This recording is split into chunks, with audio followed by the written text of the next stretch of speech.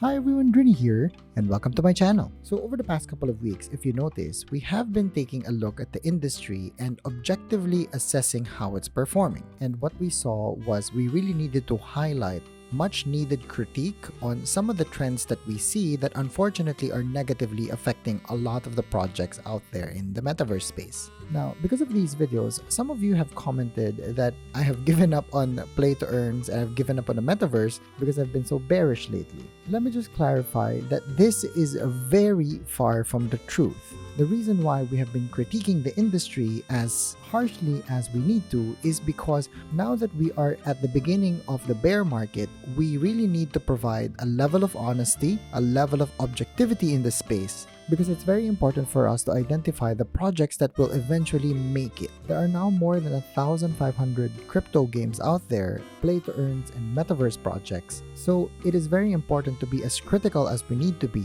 because we need to know what are the projects that will lead to the lowest risk and the highest returns, so that we can all gain financial freedom. So today, after laying on as much criticism at the play-to-earn industry and the projects within them, I'm really now more confident to move forward with filtering out the noise and zooming into the projects that I feel are going to make it. And this video is pretty much me sharing what I've learned to the rest of you so that you can join this journey with me as we try to achieve financial freedom via the play-to-earn space.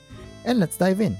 So the first thing that we need to properly define is we need to properly define what we are looking for. In my case, I am looking for a long-term play-to-earn project that will, 1, stand the test of time, and 2, deliver high-quality experiences to millions of people. The reason for this is I don't want to spend too much time worrying about price action, worrying about flipping projects because of new ones that have come along, etc., etc. That's a pain in the butt to manage, and I'm a busy man. I prefer doing a lot more real-life things than worrying about my investments long-term. Now that we've defined what we're looking for here, it makes it easier for us to select those projects. However, before we get there, let us review our investment thesis first. My investment thesis was play to earn games, all of them basically, will take over the entire gaming industry, where for every type of traditional old school game out there, there will be an equivalent NFT game for that, which will basically lead to a lot of gamers having financial freedom. Unfortunately, this old investing thesis that I had is invalidated because of the things that we saw and we explored in these videos right here. So I really highly suggest that you watch these videos first, because it really gives a proper context as to why we have narrowed down the criteria and why we have to really throw out the old hypothesis that the entire gaming industry will be placated by play-to-earn games. So the new investing thesis that I have is there will really only be a select number of play-to-earns that will succeed. And the play-to-earns that will really have a lot of long-term potential here will have the following qualifications. The first one is these play-to-earn experiences should have AAA quality. And what I mean by that is they should be visually stunning, ideally built with the Unreal Engine 5. It also doesn't have to be hyper-realistic graphics. It could also be the game has unique art styles that will not age poorly as the years pass by. And the reason why we're looking at AAA quality here is because when you compare the number of AAA game releases out there and their respective revenues as compared to the number of indie game releases versus the revenues, the lion's share of gaming revenues are gotten by AAA games. As much as we hate EA, as much as we hate Ubisoft for all of the microtransaction nonsense, chopped up content sold as DLC, the reality is AAA game development is what drives a lot of gamers to this space. The second main criteria is we need to find projects with high economic complexity. When a game is too basic when it comes to its economic complexity, meaning play a game, it's auto-clicker, then you earn tokens with it,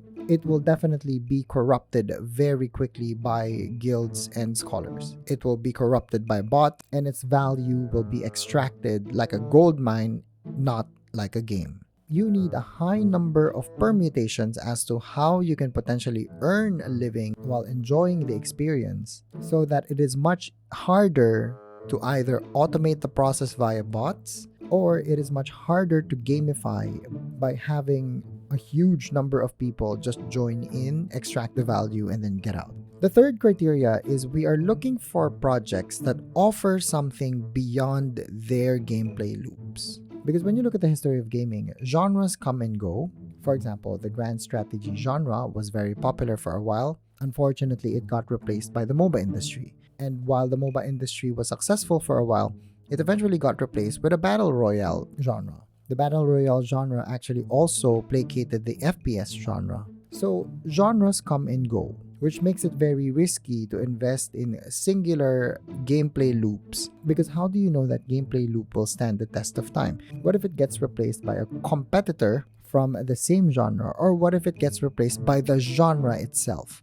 So we are actually looking for projects that can offer more than one gaming loop. If you don't want to play that particular game, you have other activities within that universe that you can enjoy, you can play around with to maximize your experience. The best traditional gaming example of this is, for example, when you look at a game like Elite Dangerous. You don't want to hunt for criminals, then just go mine asteroids for resources. You don't want to mine or you don't want to battle anyone and you just want to be alone, then you can go explore the universe, searching for planets, adding on to your explorer ranks, etc., etc. There's more than one gameplay loop that you can experience, which leads to a much more committed player base because you can really just hang around in the game. MMORPGs also do this very well. If you don't want to finish the game story, then just hang around with the guilds. You can try public dungeons, you can go to much more difficult dungeons, for example, and you can go back to questing, you can go back to item creation, item farming, equipment farming, etc., etc. So there is a lot of things to do. There's a high level of economic complexity because there are multiple gameplay loops that you can enjoy. The fourth major criteria that we are looking for is we are looking for projects that cannot be easily corrupted by guilds or scholars. One of the things that we have seen, if you've watched my previous videos, is once again,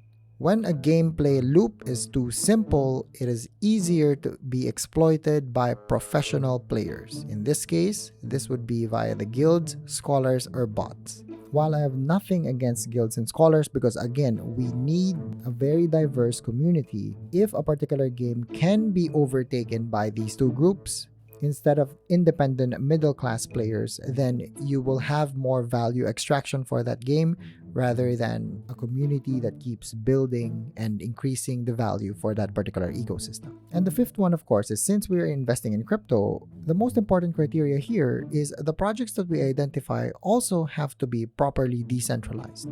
You cannot invest in something where the tokens are 80% controlled by the team and its investors. It is very important to have a particular ecosystem where you know that a lot of people own or will own this particular investment so that we cannot be manipulated by central actors, we cannot be manipulated by powerful whales where they can easily extract all of our funds via manipulating the market. So now that we have identified the 5 key criteria on the projects that we feel will be long-term holds that will give us as much multiples as we need in order to achieve financial freedom, personally, I have identified 5 projects that I will be keeping an eye on and will invest heavily once the bear market is over. When you actually look at the 5 criteria that we've highlighted and map it out with the current space, there's only one genre that will potentially succeed among all the rest. That is the metaverse. The metaverse very closely mimics the MMORPG genre in the traditional gaming space, and this I feel would be the most realistic long-term investment that will really lead to financial freedom, to which I have identified 5 projects here. The first one, and my personal favorite, would be cornucopias. The second one is also within the Cardano ecosystem, that is Pavia. The third project that I have identified, which belongs in Ethereum, is Sandbox or the Sandbox. The fourth one, which is also in Ethereum, is Gala Games. And the fifth one, although this one is a higher risk play because space games really take a while to build. Just look at Star Citizen and how it took 10 years to build it. This is a much higher risk, but I feel that if they get it right, the potential here is really quite massive, and that is Star Atlas. As a final disclaimer before we end the video, it's very important for you to understand that 1, these are my personal choices.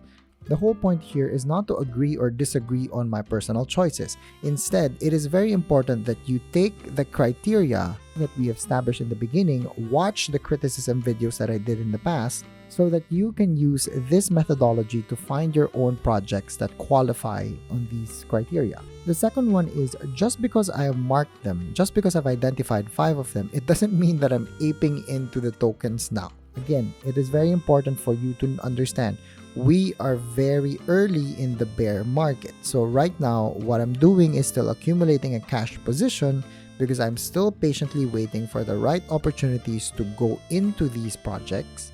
It is very important to find out when is the right time to actually come into the space after selecting the projects that I feel will make it.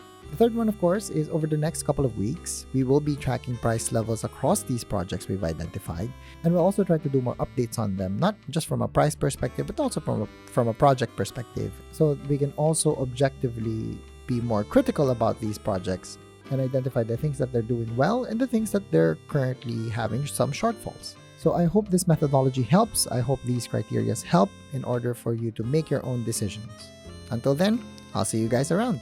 Yo, before you go, like this video, subscribe, and share this video to your friends. Thank you very much and have a good day.